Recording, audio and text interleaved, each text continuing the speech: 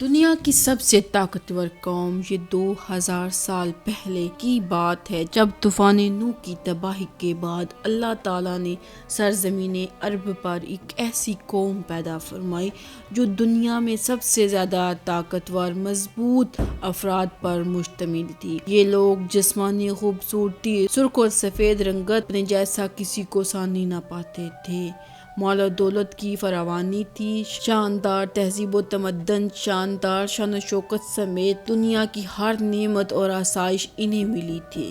قرآن کریم میں اللہ تعالیٰ نے ارشاد فرمایا ہے کہ ان جیسی کوئی قوم اور کسی ملک میں پیدا ہی نہیں کی۔ ایک اور جگہ ارشاد باری تعالیٰ ہے، اور یاد کرو تم جب اس نے تمہیں قوم نوح کے بعد سردار بنایا اور تمہیں خوب پھیلایا۔ حضرت ابن عباس سے روایت ہے کہ ان کے قد 6 گز یا 18 فٹ تھے۔ قوم عاد کا ذکر قرآن میں 9 سورتوں میں کیا گیا ہے۔ عاد ایک شخص کا نام تھا جو حضرت نوح علیہ السلام کی چوتھی نسل میں ان کے بیٹے سام کی اولاد میں سے پیدا ہوا تھا۔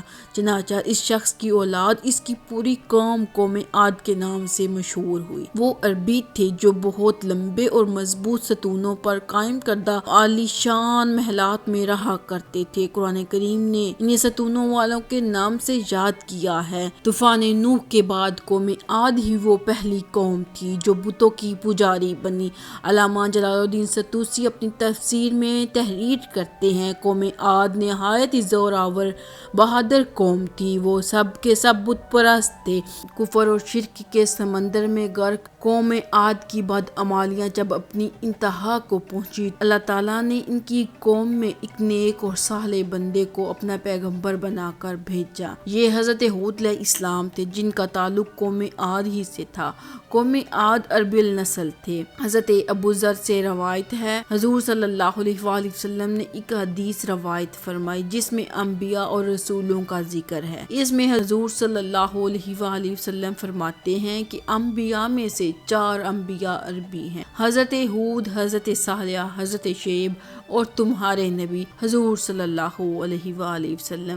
حضرت ہود عاد کی سب سے معزز شاخ میں سے ایک خوبصورت اور بلند قد والے شخص تھے۔ حضرت ہود نے ان سے کہا، بھائیوں، ایک اللہ ہی کی عبادت کرو، اس کے سوا تمہارا کوئی معبود نہیں۔ قوم عاد کے سرداروں نے جواب دیا، اور ہماری نظروں میں تم جھوٹے ہو۔ حضرت ہود نے کہا، میں رب العالمین کا پیغمبر ہوں اور اللہ کا پیغام تم تک پہنچاتا ہوں۔ کہنے لگے، تم ہمارے پاس اس لیے آئے ہو کہ ہم اپنے ان معبودوں کو چھوڑ دیں جنہیں ہمارے باپ دادا پوجتے تھے، اور صرف ایک اللہ کی عبادت کریں۔ اگر تم سچے ہو تو جس عذاب سے ہمیں ڈراتے ہو وہ لے کر تو آؤ۔ حضرت ہود مسلسل 50 برس یا اس سے بھی زیادہ اپنی قوم کو راہ ہدایت کے لیے بلاتے رہے۔ کبھی انہیں اللہ کی عطا کردہ نعمتیں یاد دلاتے تو کبھی عذاب الہی سے ڈراتے، کبھی طوفان نوح کی ہولناکیوں کا ذکر فرماتے، لیکن وہ غرور و تکبر میں اندھے بہرے رہے۔ انہیں اپنی طاقت پر بڑا غرور تھا۔ ارشاد باری تعالیٰ ہے، قوم عاد ناحق ملکوں میں غرور کرنے لگی اور کہنے لگے، ہم سے بڑھ کر ہے کوئی قوت میں۔ قوم عاد کے 13 خاندان تھے۔ عمان سے لے کر یمن تک ایک طویل علاقے میں ان کی بستیاں تھیں۔ سبز و شاداب کھیت کھلیان، پھلوں سے لدے ہوئے باغات، میٹھے پانی کی نہریں، خوبصورت آبوشار، تندرست اور توانا جسم، ان سب نے انہیں شدید گھمنڈی بنا دیا تھا۔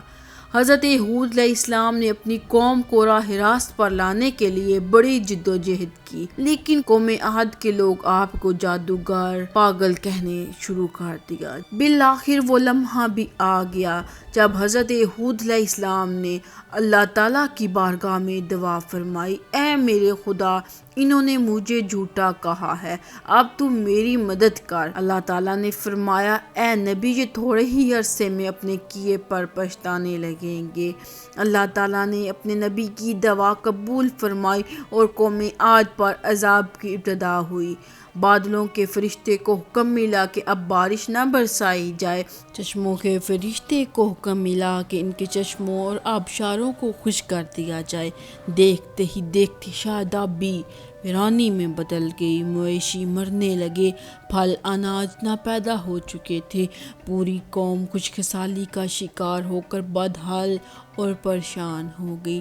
یہ سلسلہ مسلسل 3 سال تک چلتا رہا۔ نبی سے یہ قوم کی پریشانی دیکھی نہ جاتی، مسلسل انہیں نصیحت کرتے رہے اور فرماتے اے میری قوم اپنے پروردگار سے بخشش مانگو، پھر کہتے اے میری قوم اپنے اللہ سے توبہ کرو، تم پر آسمان سے میںہ برسائے گا اور تمہاری طاقت اور قوت میں اضافہ فرمائے گا، پھر دیکھو تم گناہگار بن کر نافرمانی نہ کرو۔ کہنے لگے تم تو ہمارے پاس کوئی دلیل ظاہر نہیں لے کر آئے، ہم صرف تمہارے کہنے سے تو اپنے خداؤں کو چھوڑ نہیں نہ سکتے اور تم پر ایمان لے آئے۔ تم پر ہمارے کسی خدا نے تم پر جادو کر کے تمہیں اپنا دیوانہ بنا لیا ہے۔ اس زمانے میں دستور تھا قوموں کو جب کوئی مشکل آتی تو وہ بیت اللہ شریف میں جا کر روتے دھوتے تو ان کی مشکل دور ہو جاتی۔ چنانچہ قوم عاد کے 70 افراد مکہ مکرمہ پہنچ گئے ہیں۔ اس وقت معاویہ بن بکر کی حکومت تھی۔ معاویہ کی ماں کا تعلق قوم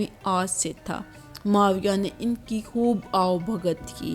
وہ لوگ 1 ماہ تک وہاں رہے اور بارش کے لیے دعا کرتے رہے۔ دعا کرنے والوں میں سے ان کا ایک سردار بھی تھا، کلیل۔ اللہ تعالیٰ نے ان پر 3 رنگوں کے بادل بھیجے، سفید، سرخ اور سیاہ۔ پھر آسمان سے آواز آئی، ان میں سے ایک کو اپنے لیے منتخب کر لو۔